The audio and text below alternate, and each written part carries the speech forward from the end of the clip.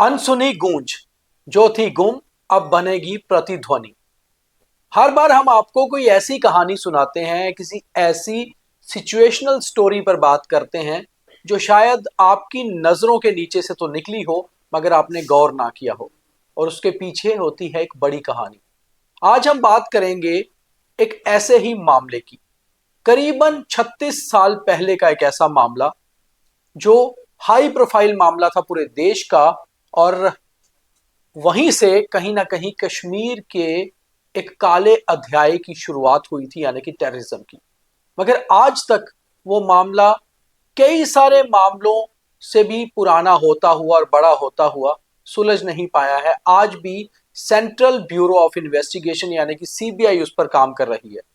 और आज ये मामला चर्चा का विषय इसलिए है क्योंकि 36 साल बाद एक शख्स को आज सीबीआई ने गिरफ्तार किया। दरअसल कश्मीर के high profile rubia Syed abduction यानी कि किडनैपिंग मामले में शायद बहुत से कम लोगों को याद होगा कि आखिर जम्मू कश्मीर के फॉर्मर चीफ मिनिस्टर मुफ्ती मोहम्मद सैयद और जम्मू कश्मीर की former chief minister Mehbooba Mufti की छोटी बहन को 1999 में किडनैप किया गया था और वो मामला आज भी चल रहा है। आज कश्मीर में एक रेड के दौरान गिरफ्तार किया गया एक और शख्स। कहानी ऐसी कि कई सारे लोगों के जहन से शायद उतर भी चुकी होगी, मगर अभी भी इन्वेस्टिगेशन चल रही है और अभी भी इस मामले में कुछ लोग ऐसे हैं जो फरार चल रहे हैं, यानी कि वो गिरफ्तार ही नहीं हुए। अभी इस पे मामला चल रहा है। तो आखिर क्यों इतने लंबा इंतजार करना पड़ रहा है रूबिया सैयद को दरअसल इंसाफ पाने के लिए? अब इस कहानी में बैकग्राउंड की बात करते हैं और पीछे चलते हैं। 8 दिसंबर 1999 की वो सर्द दोपहर, करीबन दोपहर का 3:45 का समय। रूबिया सैयद, जिसकी उम्र उस समय 23 वर्ष थी और वो मेडिकल इंटर्न थी, श्रीनगर के लाल डेड हॉस्पिटल से वो घर आ रही थी मिनी बस में। इतने में नौगाम के पास उसकी बस को रोका जाता है और उसे वहां से किडनैप कर लिया जाता है। किडनैप करने वाले 6 लोग थे और इसके बाद, किडनैपिंग के बाद पूरे देश में एक खबर फैल जाती है। हालांकि उस समय बहुत ज्यादा मीडिया नहीं हुआ करता था, फिर भी जितने टीवी चैनल या जितनी अखबारें थी वहां ये खबर सामने आती है और रेडियो उस समय लोग सुना करते थे। तो रेडियो पर यह खबर आई कि देश के गृह मंत्री, उस समय मुफ्ती मोहम्मद सैयद भारत के होम मिनिस्टर थे और देश में सरकार थी वीपी सिंह की। होम मिनिस्टर की बेटी को श्रीनगर से किडनैप किया जाना आतंकवाद के दौर की एक शुरुआत थी। 5 दिन लग गए उस मामले को सुलझते सुलझते। देश में यह मामला इतना बड़ा हो गया कि हर किसी की नजर थी कि क्या गृह मंत्री की बेटी को सुरक्षित छुड़ा लिया जाएगा। एक समय ऐसा आया जब उस समय के बड़े होते आतंकी संगठन Jammu Kashmir liberation front JKLF, जिसके सरगना इस समय यासीन मलिक जो है वो इस समय तिहाड़ जेल में है। यासीन मलिक उस समय उसका सरगना हुआ करता था, एक बड़ा आतंकी हुआ करता था। यासीन मलिक ने जिम्मेवारी ली इस एब्डक्शन की और सीधे कहा कि 5 लोगों को जेल से छोड़ना होगा। उन 5 आतंकियों को जेल से छुड़वाने की बात की गई जो कई सारे आतंकी गतिविधियों में इन्वॉल्व थे और उस समय आतंक का एक काला दौर कश्मीर में शुरू हो रहा था। जब ये मामला सामने आया तो देश के प्रधानमंत्री ने भी गृह मंत्री से जब बैठक की, ये बात आगे बढ़ी तो ये फैसला लिया गया सरकार द्वारा कि उन 5 आतंकियों को छोड़ा जाएगा जिसके बदले में रूबिया सैयद की रिहाई होगी। मगर जम्मू कश्मीर के उस समय के मुख्यमंत्री डॉक्टर फारूक अब्दुल्ला इस बात से सहमत नहीं थे। उनका कहना था कि अगर इन आतंकियों को छोड़ दिया जाएगा तो आगे चलकर यह मामला बड़ा हो सकता है, यानी कि आतंकी कहीं ना कहीं दिल खोलकर कश्मीर में वापस आतंक फैलाने की कोशिश करेंगे। हालांकि मुफ्ती मोहम्मद सैयद और डॉक्टर फारूक अब्दुल्ला में शुरू से ही एक आर्क राइवल के रिश्ते रहे हैं। कई लोग इसको इससे भी जोड़कर देखते हैं। मगर भारत सरकार ने फैसला लिया कि उन 5 आतंकियों को छोड़ा जाएगा और आखिरकार 13 दिसंबर 1999 13 दिसंबर 1989 को रूबिया सैयद को आतंकियों ने रिहा कर दिया और 5 आतंकियों को भी रिहा कर दिया गया भारत सरकार के कहने पर। उसके बाद ये लोग अलग अलग आतंकी घटनाओं में शामिल भी रहे। उसके बाद ये मामला केंद्र द्वारा सीबीआई को दे दिया गया और सीबीआई इसकी जांच शुरू करके आगे इन्वेस्टिगेशन करने लगी। इन्वेस्टिगेशन बहुत साल चलती रही। कश्मीर में आतंकवाद का काला दौर आया, कभी नीचे कभी ऊपर होते रहे हालात। कई सरकारें आई, बनती रही, देश की सरकारें भी आई और गई और जम्मू कश्मीर में भी ऐसा होता रहा। फिर 2002 में जम्मू कश्मीर के मुख्यमंत्री बने मुफ्ती मोहम्मद सैयद, जिनकी बेटी को उस समय अगवा किया गया था जब वो देश के गृह मंत्री थे।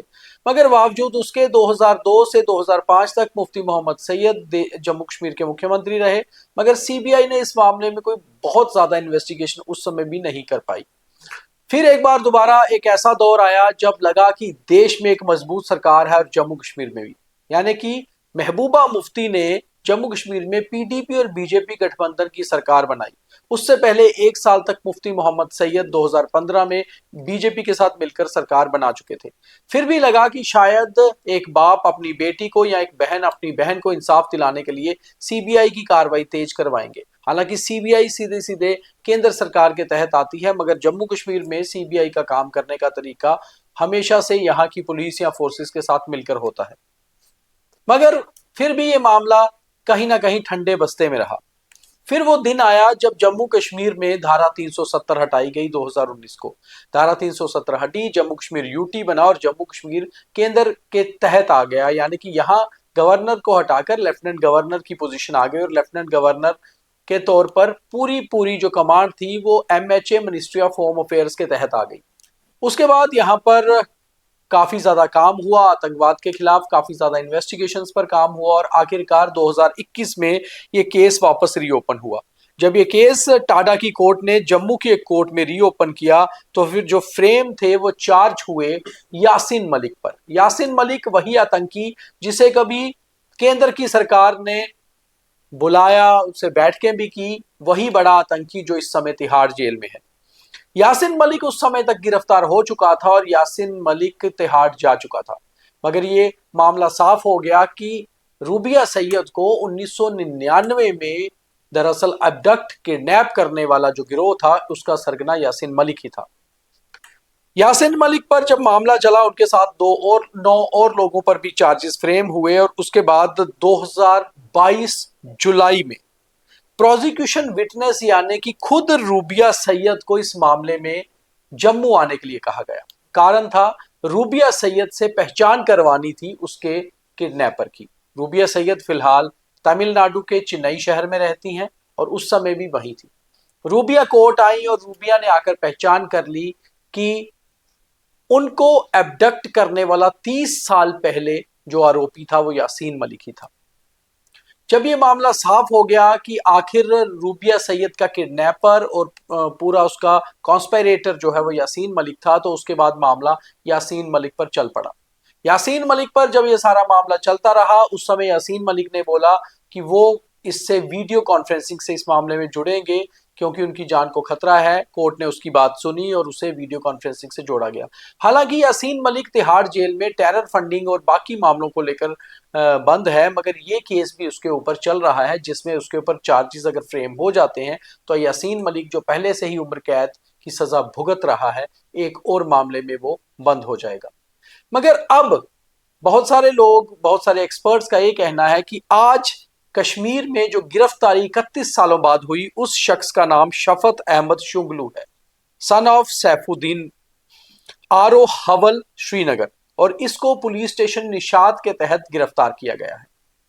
बहुत सारे लोग जो इस केस के साथ बहुत पहले से जुड़े हुए थे, कई सारे अधिकारी आए गए, अब रिटायर हो चुके हैं।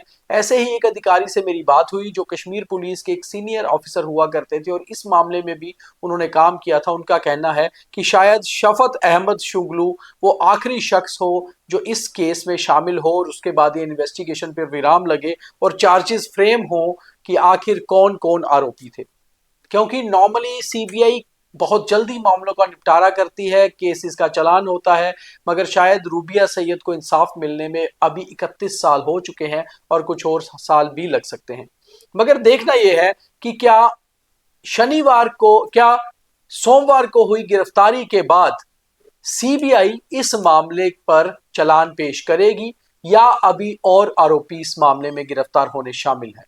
और अगर फाइनल चालान हो जाता है तो फिर कम से कम स्वर्गीय मुफ्ती मोहम्मद सैयद की बेटी और महबूबा मुफ्ती की बहन रूबिया सैयद को उस मामले में इंसाफ मिल जाएगा जो आज से 31 साल पहले उनकी किडनैपिंग हुई थी। आज रूबिया सैयद की उम्र करीबन 54 साल है और वो चेन्नई में अपने परिवार के साथ रहती हैं। मगर कई बार हम कहते हैं कि justice delayed is justice denied. CBI ने तो इस मामले पर बेहतर काम किया, मगर ऐसा एक मामला जो देश का हाई प्रोफाइल मामला था उसे 31 साल लग गए सभी आरोपियों की गिरफ्तारी होने में या फिर अरेस्ट होने में, और अभी भी शायद इसमें जल्दी इंसाफ मिले, ऐसा कुछ साफ नहीं हो पा रहा। पर अब देखना यह है कि सीबीआई क्या कुछ और लोगों को अभी गिरफ्तार करने बाकी हैं या फिर शफत अहमद शुंगलू की गिरफ्तारी के बाद चालान पेश होता है या नहीं। तो आपको हमारा ये कार्यक्रम अनसुनी गूंज और खास तौर पे आज का एपिसोड कैसा लगा ये बताइए। और ऐसे ही अगर कोई और मामले आपको लगता है जिन पर बात नहीं होती, हमारे साथ डीएम करके शेयर करिए, हम उन पे भी डिटेल में बात करेंगे और हम अपनी और आपकी अनसुनी गूंज को वहां तक पहुंचाएंगे जहां तक ये गूंज पहुंचनी चाहिए। बहुत धन्यवाद।